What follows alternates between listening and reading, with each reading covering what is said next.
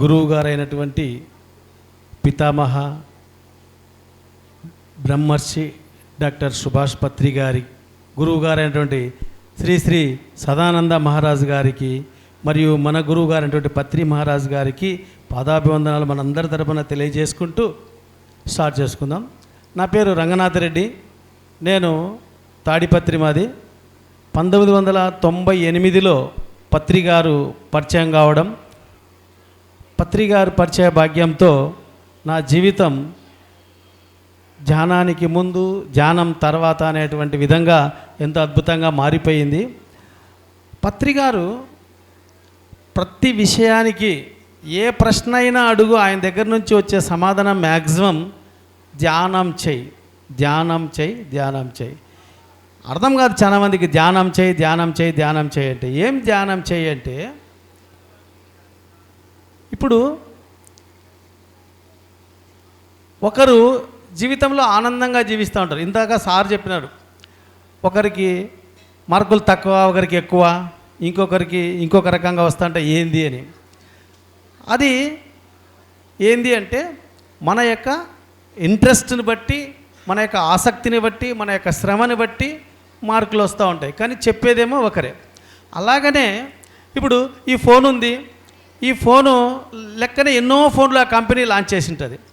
ఆ ఫోను ద్వారా మనము వీడియో కాల్ చేసుకోవచ్చా, తర్వాత యూట్యూబ్ చూసుకోవచ్చా, ఇంకా ఎన్నో చూసుకోవచ్చు. కానీ ఇంటి దగ్గరకు పోయి మన అమ్మమ్మకి ఇస్తే దాంట్లో నుంచి ఏమైనా చూడగలుగుతుందా? ఇంకా పాత ముసలామ్మకి చూస్తుందే, తీయగలుగుతుందా?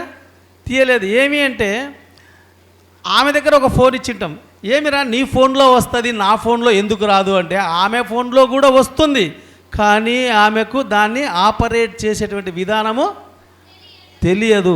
అలాగనే ఫోన్లో ఉన్నటువంటి అన్ని ఆప్షన్స్, అన్ని ఫోన్లో ఉన్నటువంటి ఆప్షన్స్ ఒకే విధంగా ఉన్నప్పటికీ మనకందరికీ ఆపరేట్ చేసే విధానం తెలుసు కాబట్టి మనం దాన్ని చక్కగా వినియోగించుకుంటాం. అలాగనే మరి ఫోన్లు ఎవరు తయారు చేశారు? మనిషి కదా. మరి ఈ ఫోన్లను ఎవరు తయారు చేశారు? ఎవరు తయారు చేశారు? దేవుడు తయారు చేశాడు. Very good.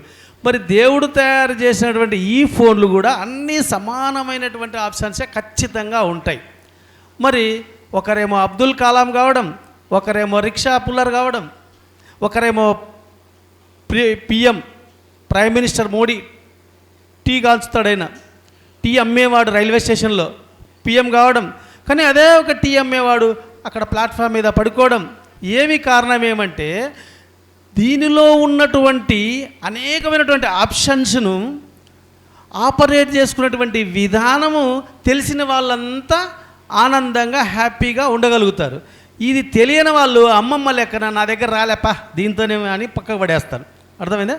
మరి దీంట్లో ఉన్నటువంటి ఈ అనంతమైనటువంటి శక్తిని, ఇందులో అనంతమైన శక్తి, ఫోన్లో అనంతమైన శక్తి ఉంది. అయితే శక్తి అంటే అనంతమైన నాలెడ్జ్ ఉంది.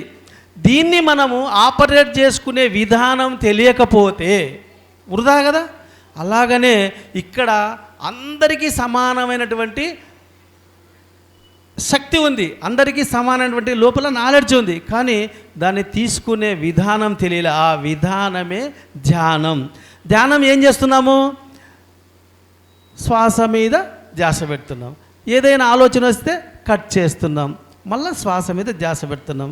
అలా అలా ఆలోచనలన్నీ కట్ చేస్తున్నామంటే ఏం చేస్తున్నామంటే అక్కడ మన మనసులో ఉన్నటువంటి చెత్తనంతా అలా అలా అలా తొలగించుకుంటూ ఉన్నాం. అర్థమైందా?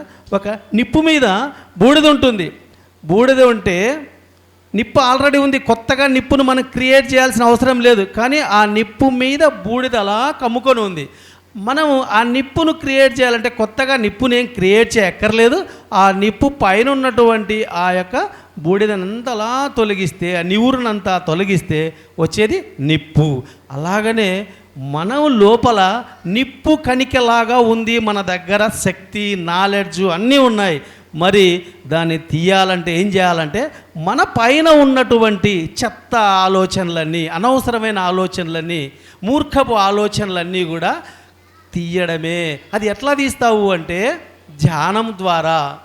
ధ్యానం ద్వారా ఏం చేస్తున్నాము?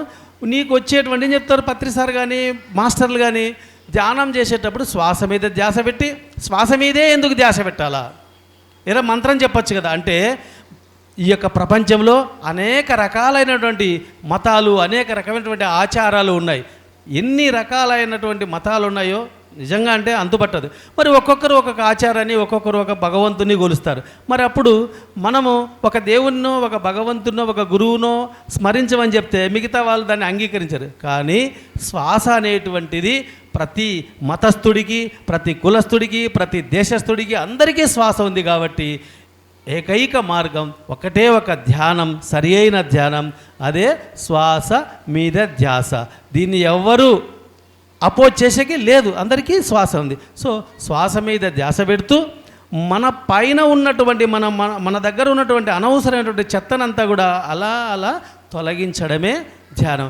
ఎప్పుడైతే చెత్త పోతుందో ఇంకేం మిగులుతుంది? నీ దగ్గర ప్యూరిటీ, నీ దగ్గర ఒక నిప్పు మీద ఉన్నటువంటి బూడిదని ఎలా తొలగిస్తే నీకు ఏ విధంగా అయితే ఒక నిప్పు లభిస్తుందో, ఎక్కడా లేదు నిప్పు, ఎతకాల్సిన అవసరం నీ దగ్గరే ఉంది. ఇందాక ఫోన్ పోయిందన్నారు, ఫోన్ అక్కడే ఉంది. అక్కడెక్కడ ఎతికితే ఎత్త కనపడుతుంది? అక్కడుంది ఫోన్, అక్కడ ఎతికితే ఫోన్ కనపడుతుంది. అలాగనే ఎక్కడో లేదు నాలెడ్జ్, నిజంగా బయట లేదు.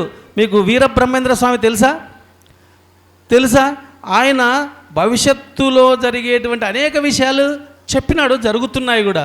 మరి ఎట్లా చెప్పినాడంటే తన లోపలికి జర్నీ చేసి, ఎవరైతే తన లోపలికి జర్నీ చేస్తే భూత భవిష్యత్ వర్తమాన కాలాలు అన్ని కాలాల్లో కూడా ఏమి జరుగుతుంది, ఏమి జరిగింది అనేటువంటి విషయాన్ని కూడా తెలుసుకుంటాడు. ఒకటే ధ్యానం సమస్తం. సో మనం కూడా ధ్యానం చేస్తే చాలా అద్భుతంగా ఉంటుందంటారు. మరి ధ్యాన విద్యార్థులకే ఎందుకు ధ్యానం చేయాలా? విద్యార్థులకే ధ్యానం ఎందుకు చెప్పాలంటే, ఇవాళ ప్రపంచంలో ఉన్నటువంటి జనాభాలో 1 నుంచి 20 సంవత్సరాలు, 20 నుంచి 40 సంవత్సరాల జనాభా, ఆ 40 నుంచి మిగతా జనాభా పోల్చుకుంటే ఈ 40 బిలో ఉన్నటువంటి జనాభా ప్రపంచంలోనే అత్యధికంగా ఉంది. నెక్స్ట్ ప్రపంచం మీది, మాది అయిపోయింది. సో మేము ధ్యానం చేసినా చేయకపోయినా 10 సంవత్సరాలకు వెళ్ళిపోతాం. కానీ మీరు